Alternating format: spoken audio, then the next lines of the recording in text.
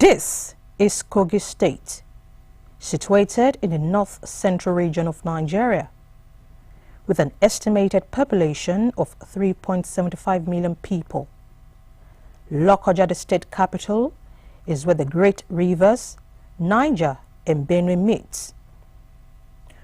Upon assumption of office as the executive governor of Kogi State, Gov Wada assembled a think tank of eminent sons and daughters of Kogi to draw up a blueprint for the development of the state. A new Kogi State to develop a transformation blueprint for Kogi State, outlining strategic developmental policies and programs for accomplishing the mission and the vision of the incoming administration.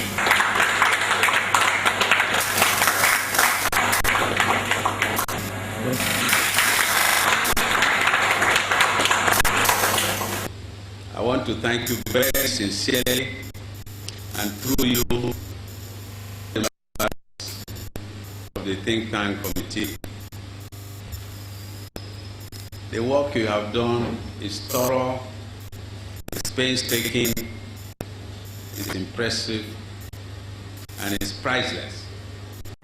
Home to as many as 29 mineral resources, the state borders 10 states in Nigeria and is an emerging agricultural powerhouse. To advertise the opportunities that abound in the state, His Excellency rebranded the state from the Confluence state to the Confluence of Opportunities. Everywhere we are with this symbol, people know we are from Kogi State. Our goal is to develop a Kogi State that every single one of us will be proud of. Our children, their own children, will all be proud of Kogi State. And part of the rebranding process is to unveil this logo. As blessed as the state is with natural and agricultural resources, it was also saddled with various challenges, top of which was the poor financial situation of the state. When we came in January 2012, His Excellency asked us to do an inventory of all ongoing projects. And he realized that there were so many ongoing projects that needed to be done. So His Excellency Captain Wada was resolute about not doing new projects, but finishing all these ones, ranging from the stadium to the secretariat, to various road projects, to the waterworks, and this took comfortably in at least the first 15 months of our administration. And after we did that, there's also the budgeting year. By the next budgeting year, His Excellency had identified that, look, Kogi State, we have a serious financial problem, fund-wise. You may recall, before we came in January 2012, there had been an understanding with Labour that the minimum wage will commence in January. We came in January 27. So the moment the governor came in, he was saddled with the responsibility of upholding that understanding. And we started paying salaries along the minimum wage arrangement. After we pay salaries, after salaries are paid, we barely have 500 million naira to run government and do capital projects. Undaunted by the financial situation, Gov Wada set out immediately to shore up the state's internally generated revenue by putting mechanisms in place to plug revenue collection leakages and diversifying the revenue base by encouraging public-private partnership and an aggressive drive to attract investment into critical sectors of the state's economy, like solid minerals and agriculture. These efforts have seen the state become the #1 cassava producing state in the nation. Today, we are the largest cassava growing state in Nigeria and the largest cassava growing state in the world. There is no other state that can compare with Kogi State in terms of growing cassava. And this is by deliberate government policy and government incentives. This enviable position has attracted investors like Cargill USA to establish the staple crop processing zone at Alakpe in the Western Senatorial District of Kogi State, in conjunction with the state government, the federal government, and the World Bank. Today, I'm happy that Kogi State has taken its rightful place on the agricultural map of Nigeria, as we are now known nationally and internationally for cassava and rice production.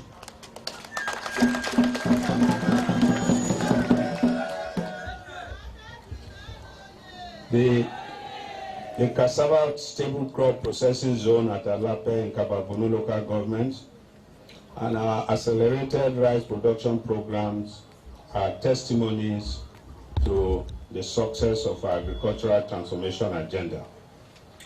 Currently, a team of experts on rice production from Vietnam in Ibaji local government working assiduously to establish a 20-hectare rice demonstration field to showcase technologies and methods to achieve optimum yields of rice comparable to those obtained abroad internationally.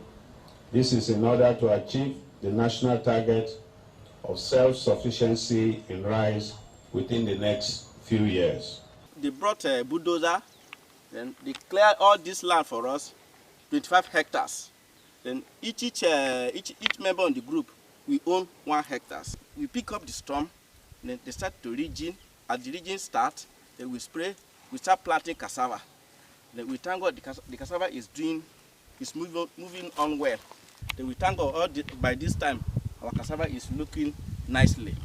And we are also proud that as time goes on, with the beneficiaries, especially the youth, we now improve, because this is a new system of farming, that we can add more money than the local farming before, that pleasant farmers.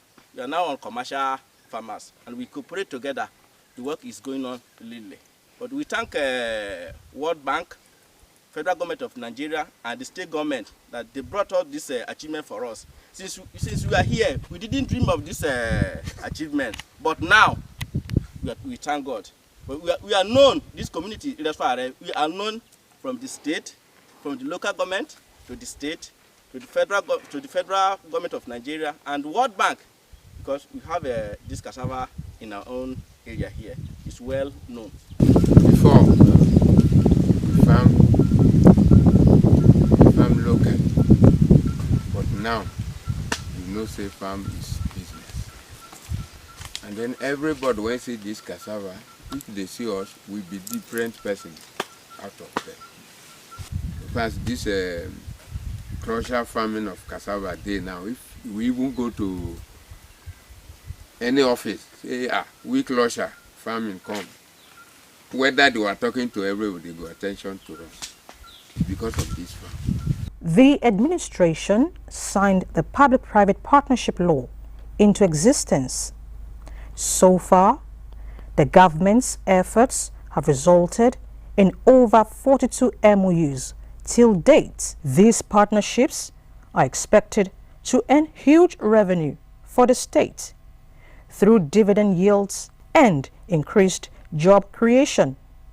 In 2012, not up to a year after the advent of the Wada administration, the state was badly affected by floods.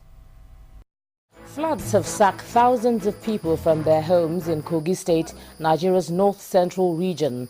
The floods have been compounded by the release of Kainji and Shiroro dams of the River Niger. The floods set the state back several years. And it disrupted the activities in Kogi State. The Abuja-Lokoja road was breached at a particular point whereby traffic between the north and south of Nigeria had a backlog that went as far back as 5,000 vehicles on both sides. Multi-billion naira investments in the state, like the Greater Lokoja Waterworks and Confluence Beach Hotel, which were badly affected by the floods, had to be protected from further damage by the surrounding river. So His Excellency Captain Wada, towards the end of last year, he awarded a contract to a company to come and do something that's akin to a shoreline protection embankment there. It has multiple effects that are quite salutary. One, we'll be able to bring some fauna and some beautification to that part of the town. But most importantly, it's going to be elevated in a manner that, by the grace of God, if we have a flood, at least we'll have that embankment damming it for a much longer time. We are probably the only state of all those that were affected by flood that actually built structures for the flood victims. I am affected by the flood in year 2012. His Excellency, the Executive Governor of Kogi State, relocated us to a private house where he kept on paying the house rentage for us. He made us to understand that since the flood housing is under construction, the moment it is completed, then we'll be giving our accommodation immediately. And so, as you can see by yourself, His Excellency ordered immediately that we should be given a place. I give thanks to Almighty God to lead Alhaji Idris Shalawada, that God lead him to build this estate to this extent that help us. Because during 2012, that we involved in flood victim, we'll be running up and down. That God with him, we praise him, and God give him long life and prosperity. So we don't pay anything. We thank the present government, the state government. We appreciate all of their effort that given to us, that we are supported now. Even I think that we are supported now. Everyone should live here. We should stay here, permanent. The flood was a major setback for us as an administration. So we regrouped as quickly as we could while we're still dealing with some of the outcomes. Being the result-oriented administrator that he is, Governor Wada converted the flood pains to hectares of dry season rice farms, thereby making Kogi State join the league of rice-producing states in the nation. In December 2012, the land beside Serikin Noma, when you are coming from Abuja to Lokoja, on your left, there's expanse of alluvial land there by the river Niger and Benue. About 1,500 hectares were cleared by government then and given to cooperatives and individual farmers to grow rice. Now, from there, the government started supporting rice production. More land was also cleared in the Baji area of Kogi State, Baji local government area, as well as Basa local government. The rice mill is within the premises of the ADP, which is in the Felele area of Lokoja, opposite the NNPC mega station. When we came, Kogi was not known for producing rice. Now they recognize rice-producing state in Nigeria. Apart from the achievements in agriculture, another area of focus is solid minerals. Even though solid minerals are under the exclusive control of the federal government, Governor Wada still went about making the state a haven for solid minerals investors by providing incentives like infrastructure and an enabled environment. One of the first roads he constructed was Ankpa Okaba Road that leads to the famous Okaba coal mines. It has not been possible for any government to do it, not until the arrival of the present government, that is the government of Captain Idris Shalawada. That had the road for us. And the road was done within less than 3 months. The government also conducted the first comprehensive geological survey of the solid mineral resources available in the state. and has set up a one-stop investment shop for prospective investors. In addition to the Okaba Road, over 700 kilometers of road has been completed in the state. As we speak, we have Ganaja Otokiti dual carriageway that is initiated by this present administration, and work is currently ongoing. In fact, the work has reached about 46% completion. And we also have the dualization of Lokoja Township Road. It starts from Welcome to Lokoja through Zone 8 to International Markets. And it's a road that spans the length of 20.5 kilometers. And concrete works are ongoing, earthworks are ongoing, and the work is about 30% completion. As we speak, if you go to Ida Township Road, work is ongoing. There is a particular road in Ida, we call it Ayagba Maidoko Road. It has been completed and commissioned by the present administration. Part of Ankpa Township Road has been completed. We call it Lot 1 to 5. They have been completed and commissioned by the present administration. Okaba Township Road has been completed. And we have Ponyo Relay Road, the road that is at the boundary between Kogi and Ekiti State. It has been completed, awaiting commissioning. Presently, we have Okene Township Road is ongoing. We have Geregu Lions Club in Ajakuta local government. Work is ongoing. We have Odugbo Mozum Road. That one has been completed, awaiting commissioning. We have Shiria Shintaku Road through Oguma in Basa local government. Work is ongoing, and the contractors are there on site. We have Ida Ibaji Road that was initiated by the previous administration and then done to a certain level, but it was completed by this present administration and it was commissioned and it's now put in use. That is in Ibaji local government. Ankpa Township Road, Lot 7, has recently been awarded, and the contractor has been mobilized to site. And so many. The administration also established Kogi Road Maintenance Agency, Kogroma. To the glory of God Almighty and for the benefit of all the peoples of Kogi State, it's now my pleasure and honor to commission this earth-moving equipment, road construction equipment for Kogi State Road Maintenance Agency. God bless you. Which is saddled with the responsibility of ensuring that roads are motorable. One major stride of the Wada administration is in the area of public transportation.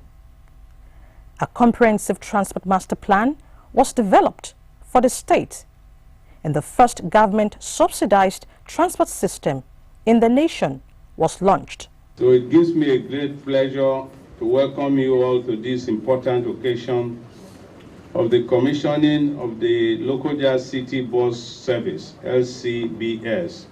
It has been established to facilitate the movement of our people in a safe and orderly manner at an affordable ticket price within the rapidly growing Lokoja metropolis.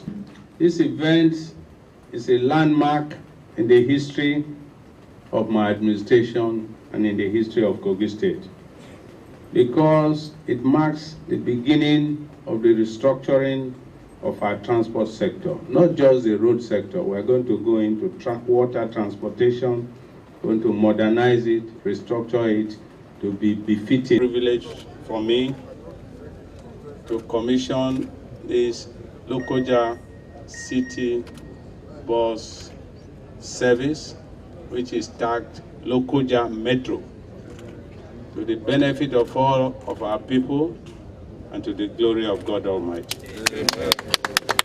Very big innovation for us, and people who benefit are the public.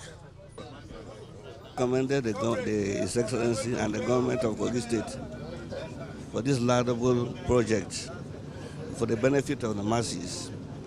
And I advise that same should go around the whole state, not only Lokoja, so that they too can feel the impact of this transport organization. I can confidently tell you that In the whole Nigeria, Kogi State is the first state in Nigeria that has subsidized intra-city transport services for its citizens. In Nigeria today, it's only Kogi that is subsidizing transport. Anybody entering or boarding that vehicle, government is paying subsidy. This bus has been a means of economy help to us, because on a normal day you have to transport like 300 to and fro for those of us that live in the town. But since this bus came and has been assisting us, anywhere you want to go within the town is 50 naira. So it's a really, really big help. As these buses are bringing into this our state, it's giving us financial assistance. For those of us that are coming from like a barrack, before it's like 150. You can spend up to 300 before you can come to school and go back. But now that this bus is available here, we are used to spend only 100 naira coming and go back. Due to what the governor has done over this transport of the team, we really appreciate it, because at least at times it is very hard for me. It is very hard for me to get some money to transport myself home. But since when this bus came, I really appreciate it, and it reduced a lot for me. During festive period like Salah, Christmas, it is usually a free bus ride from morning to evening. And we do not just do it, we go on air, announce to people that anybody that board any of these buses on these particular days, please don't pay a dime.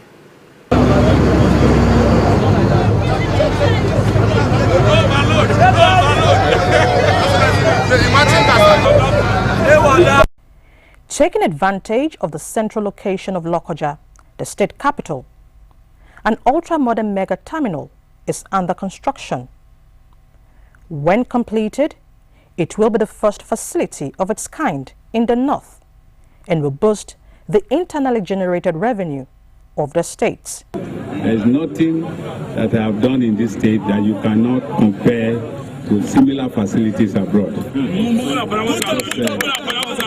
The things we are doing are not just for today, they are for the future of our state. So that, for example, this mega terminal that we are building now is meant to be revenue generating. In future, the state will earn a lot of money from this facility. It will provide quality services to road transport workers, to vehicle operators, for travelers, and people who sell food, people who have shops. Many economic activities will be generated here. To help Lokoja attain its pride of place as the first administrative capital of Nigeria, the Wada administration renovated ancient colonial relics and facilitated the selection of Lokoja to be among 10 cities in the world that are part of UN Habitat Cities project. One good thing that came out from the flood, which dovetails into the question of waste management too, was that after the UN, after the flood, we caught the attention of the UN. Baroness Amos was here, of the UN High Command, and subsequently we were linked up with UN Habitat, which is headquartered in Nairobi, Kenya. In fact, His Excellency has sent me there 3 times now, and I've held meetings with their top management. And part of the things we are doing with them is a very, very comprehensive package about city planning. As we speak, we have consultants from the UN trying to put in place a very, very detailed master plan for Lokoja, Dekina, Kaba, and Okene, 4 towns. And that will go a very long way to sort of straighten out a lot of the crooked development patterns we have in the state. And one major thing that the UN is coming to do for us is something they call City Observatory. Tied very, very closely to that is a very comprehensive waste management plan as well.